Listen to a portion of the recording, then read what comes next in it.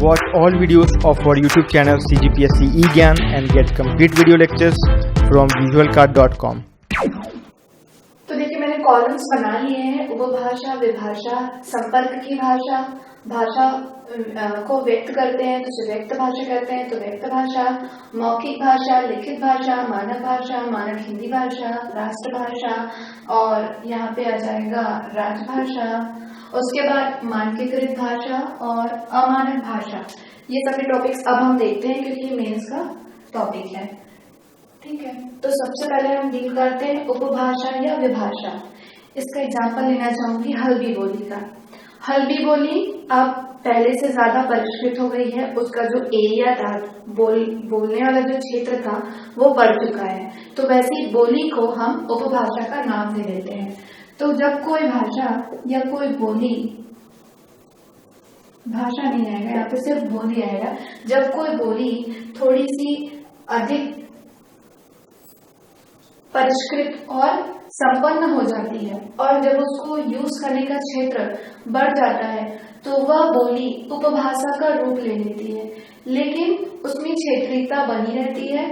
वह एक क्षेत्र में ही यूज की जाती है और उसमें ज्यादा कुछ डेवलपमेंट और ज्यादा नहीं होता, जैसे कि उसकी साहित्यिक विधाएं हैं वो सभी ज्यादा तैयार वगैरह नहीं हुई रहती, बस वो परिष्कृत रूप ग्रहण कर लेती है, उसका क्षेत्र बढ़ जाता है। तो ऐसी बोली उपभाषा का या विभाषा का रूप ले लेती है। अगला आता है संपर्क भाषा। बहुत इजी है। संपर्क के लिए जिस भाषा का यूज किया जाता है उसे संपर्क भाषा कहते हैं। जैसे कि मैं अपने संपर्क के लिए अपने मम्मी पापा से छत्तीसगढ़ी भाषा का यूज करती हूँ, छत्तीसगढ़ी बोली का यूज करती हूँ।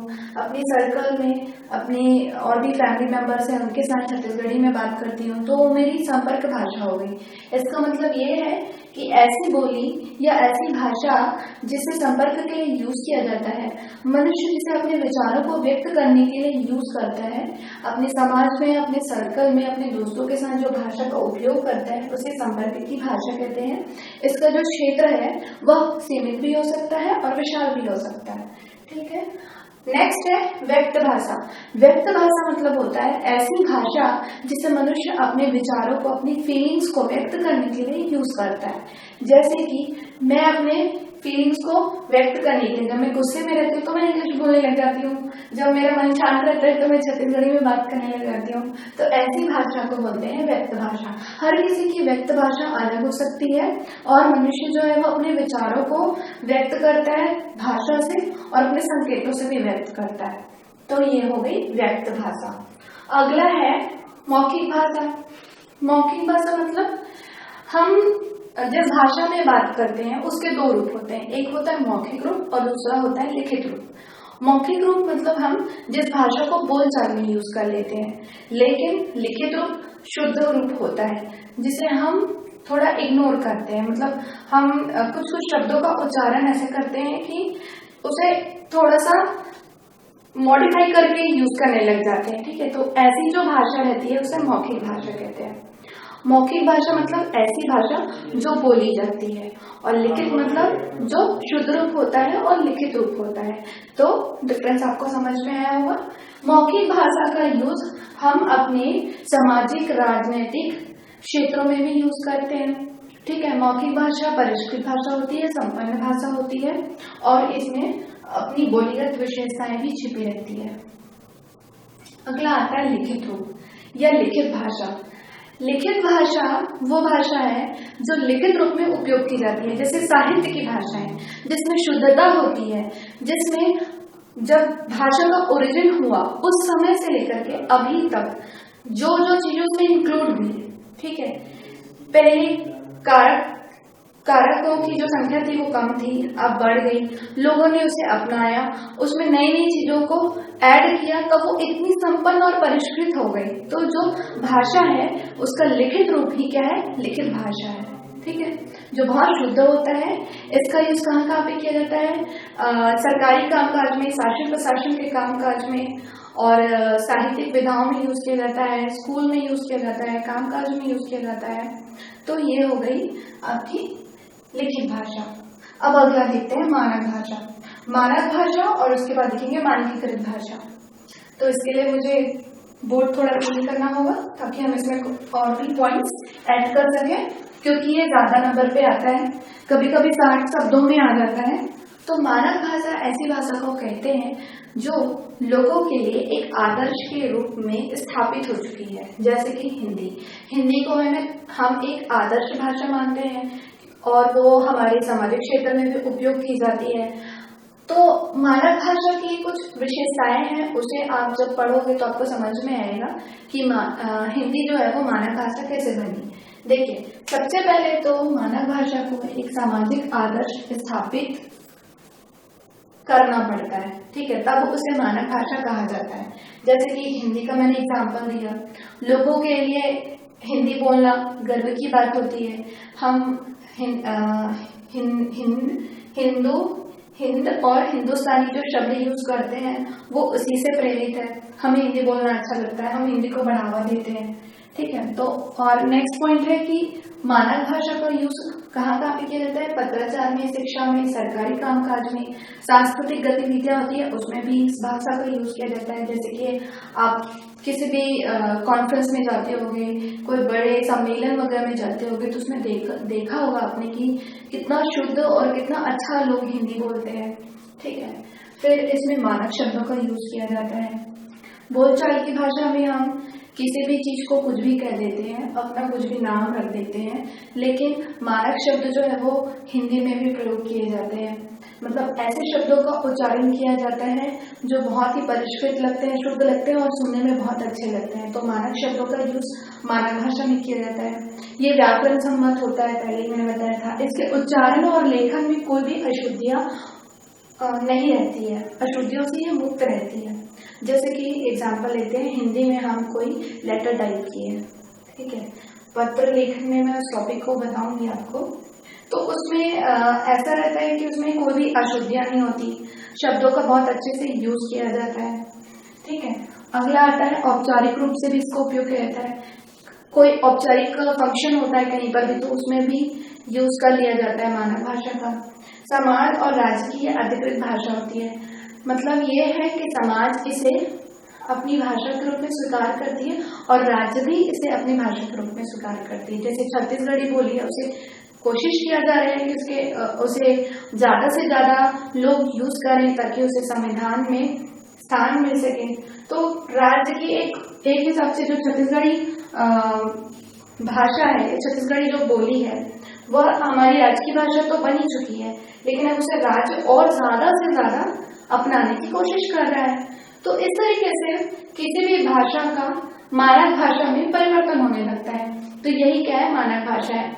मानक भाषा एग्जाम में कई बार पूछा जा चुका है, तो आप इसको प्लीज हमेशा जब भी जाओ मेंस देने के लिए तो उसको बिल्कुल पढ़ के जाओ, ठीक है। अब अगला देखते हैं मानक हिंदी। मैंने मानक भाषा को समझाते हुए हिंदी का एक बार एग्जाम्पल दिया था। अब मानक हिंदी थोड़ा सा इसे सिमिलर ही है, ठीक है। मानक हिंदी का जो विकास है वो मैंने बताया था अपभ्रंश से हुआ। सौर से अपभ्रंश की पश्चिमी हिंदी से मानक हिंदी का विकास हुआ। ये पश्चिमी हिंदी, खड़ी बोली, ये सभी का मिक्स रूप है, ठीक है। तो मानक हिंदी जो है वो मेनली किसी भी भाषा का परिष्कृत रूप होता है। मानक भाषा जो है वो किसी भी भाषा और बोली का परिष्कृत रूप होता है। तो मानक हिंदी भी खड़ी बोली जो सौर से अपभ्रंश का भाग है उसी का परिष्कृत और संपन्न रूप है, ठीक है। इसमें अपनी क्षेत्रीय विशेषताएं हैं इसकी। वैसे तो माना जाता है कि हिंदी का जो आरंभ है वो उत्तर प्रदेश से हुआ और उत्तर प्रदेश के क्षेत्र में कुछ जिले हैं जहां पर बहुत ही शुद्ध हिंदी बोली जाती है। उसी हिंदी को हम मानक हिंदी का नाम देते हैं, ठीक है। तो क्या लिखेंगे आप कि मानक हिंदी खड़ी बोली की एक परिष्कृत क्षेत्रीय विशेषता लिए हुए भाषा है जो लोगों के लिए एक आदर्श के रूप में स्थापित हो चुकी है, ठीक है। अब देखते हैं हम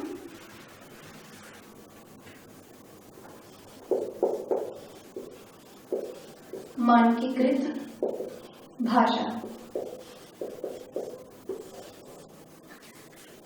मानकीकृत भाषा और मानक भाषा में केवल इतना अंतर होता है कि मानकीकृत भाषा को मानक भाषा के रूप में स्वीकार कर लिया जाता है,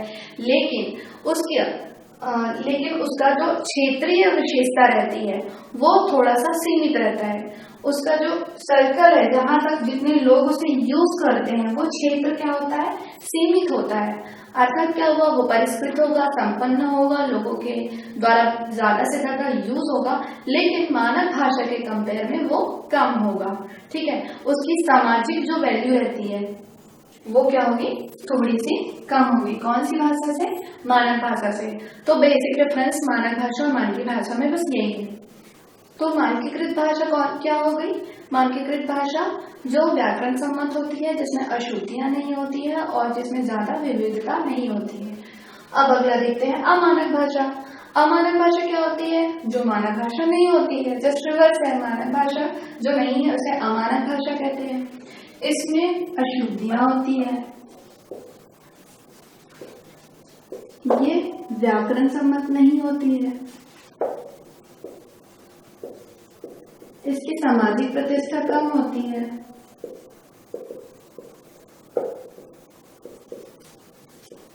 और क्या हो गया,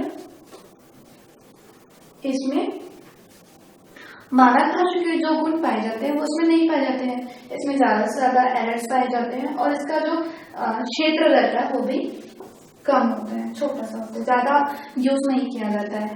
ठीक है, तो एक हिसाब से बोल सकते हैं कि अमानक जो भाषा है वो प्रतिष्ठित भाषा नहीं है। अब अगला आता है राजभाषा।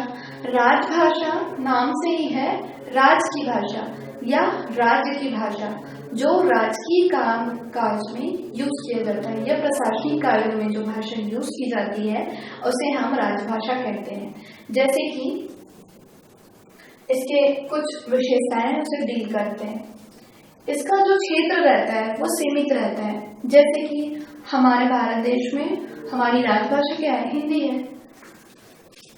14 सितंबर 1949 को हिंदी को राजभाषा के रूप में दर्ज किया गया था और इसी दिन हिंदी दिवस के रूप में मनाया जाता है। ठीक है, अगला आता है इसे शासन प्रशासन और सरकारी कामकाज में यूज किया जाता है। इसका क्षेत्र सीमित होता है। एग्जाम्पल हम ले सकते हैं कि हिंदी का यूज कहाँ तक किया जाता है, कश्मीर से लेकर के नर्मदा नदी की जो तलहटी है वहां तक यूज किया जाता है। नीचे साउथ में आपको और भी अन्य भाषाएं देखने को मिलेगी। यह जो भाषा रहती है वो मानक रूप से परिष्कृत होती है या मानक रूप लिए हुए बहुत सारी विशेषताओं के साथ यूज की जाती है। ये जो राजभाषा है वो स्वदेशी भाषा भी हो सकती है और विदेशी भाषा भी हो सकती है। जैसे कि जब यहाँ पे ब्रिटिश राज्य था तो उस समय अंग्रेजी जो थी उनकी राजकाज की भाषा थी। वैसे ही प्रेजेंट में अभी क्या है, हिंदी जो यहीं से उत्पन्न हुई है, मतलब स्वदेशी भाषा है, तो वो भाषा अभी प्रेजेंट में राजभाषा के रूप में है। ठीक है, तो ये हो गई हमारी राजभाषा। राजभाषा को भी 2 नंबर या फिर 4 नंबर में पूछा जाता है, तो बिल्कुल इसको रख लीजिए, क्या है कैसा है पूरा आप ऐसे पॉइंट्स बना करके याद करेंगे तो ज्यादा अच्छा होगा। और जो मैंने ऑर्डर जैसे बताया वैसे ही याद कीजिए, क्योंकि आपको उससे ज्यादा समझ में आएगा और ज्यादा कुछ याद नहीं करना पड़ेगा। मतलब एक बार आप कॉन्सेप्ट एक बार अगर बना लेते हो, दिमाग में बिठा लेते हो उसे, तो बिल्कुल आपको जल्दी से याद हो जाएगा। अब अगला देखते हैं हम राष्ट्रभाषा। राष्ट्रभाषा नाम से ही स्पष्ट है, राष्ट्र की भाषा। जो किसी राष्ट्र की भाषा होती है उसे ही राष्ट्रभाषा कहा जाता है। अब इसकी विशेषताएं देखते हैं। सबसे पहले तो राष्ट्रभाषा जो है वो लोगों के संपर्क की भाषा या संपर्ककृत भाषा होती है, जो सामाजिक और सांस्कृतिक रूप से प्रतिष्ठित भी होती है। राष्ट्रभाषा को स्वभाषा भी माना जाता है, या ये बोल सकते हैं कि जैसे कि राजभाषा जो है वो स्वदेशी और विदेशी दोनों हो सकती हैं, लेकिन राष्ट्रभाषा केवल स्वदेशी होगी। ठीक है, अगला पॉइंट है कि राष्ट्रभाषा लचीली होती है, इसमें भावनात्मक एकता होती है। जैसे कि अगर हमारा लैंग्वेज है हिंदी, हिंदी को अगर कोई गाली दे, उसे एब्यूज करे, तो हम थोड़े से गुस्सा हो जाएंगे कि हमारे लैंग्वेज को कोई गलत ले जाए, तो वो हमारी एक फीलिंग होती है, हमारी उसके साथ भावनात्मक भावना जुड़ी हुई है, हम उसे क्लोज हैं, हमने बचपन से हिंदी बोलना सीखा। हालांकि राष्ट्रभाषा के रूप में हिंदी को अपनाया नहीं गया है, हमारे भारत की कोई राष्ट्रभाषा नहीं है, लेकिन हिंदी सबसे ज्यादा बोली जाती है, तो सब बोलचाल में बोलते रहते हैं कि हमारे राष्ट्र की भाषा हिंदी है, लेकिन राष्ट्रभाषा कोई संवैधानिक शब्द नहीं है, संविधान में राष्ट्रभाषा का कोई उल्लेख नहीं है, राजभाषा का उल्लेख है। ठीक है, तो इसको ध्यान दीजिए। अगला है ये लचीला है। हिंदी को अगर एग्जाम्पल लेके चलते हैं तो इसके कई रूप हमें दिखाई देते हैं। यहाँ पे छत्तीसगढ़ में या मध्य के क्षेत्र में थोड़ा सा अलग हिंदी बोला जाता है, उत्तर प्रदेश की तरफ थोड़ा अलग हिंदी बोला जाता है, गुजरात और अगर पूर्वोत्तर की तरफ एग्जाम्पल लेते हैं जैसे कि उड़ीसा है, पश्चिम बंगाल, उस तरफ थोड़ा सा अलग रूप देखने को मिलता है। ठीक है, नेक्स्ट पॉइंट है यह विस्तृत है एवं देशव्यापी होता है। मतलब ये है कि इसका जो क्षेत्र है ना, बहुत बड़ा होगा, मतलब इसके जितने नंबर ऑफ पीपल्स यूज करते हैं वो क्षेत्र बड़ा होता है। देशव्यापी होता है, मतलब ये है कि जैसा देश के इतिहास में नाम है, देश में उसका यूज किया जाता है, उसे बहुत रिस्पेक्ट दिया जाता है, तो उसे देशव्यापी बोल सकते हैं। ठीक है, तो इसका और एक एग्जांपल देते हैं। सपोज छत्तीसगढ़ी हमारी भाषा बन जाएगी, तो छत्तीसगढ़ी तो छत्तीसगढ़ में ही यूज होगी, वो देशव्यापी तो नहीं होगी, लेकिन हिंदी क्या है, कोने कोने में यूज की जाती है। हम नहीं जानते कि भारत में कितने लोग हिंदी बोलते हैं और भी बहुत सारे लैंग्वेज बोलते हैं, पर इतना तो जानते हैं कि ज्यादा से ज्यादा हिंदी भाषा का ही उपयोग किया जाता है, तो वो देशव्यापी भाषा हो गई। हाँ, ये बात अलग है कि कुछ लोग इंग्लिश बोलते हैं और हिंदी बोलना नहीं जानते, लेकिन हिंदी को समझना जानते हैं बहुत सारे लोग और उसकी वैल्यू को भी जानते हैं। और अगर हम इतिहास को भी देखते हैं तो जितने भी हमारे जब स्वतंत्रता संग्राम के समय चल रहा था, तो उस समय देशव्यापी भाषा के रूप में हिंदी भाषा को ही उपयोग किया जाता था। आप पुराने टाइम के पोस्टर्स ये सब देख सकते हो, उसमें हिंदी में ही लिखा जाता था।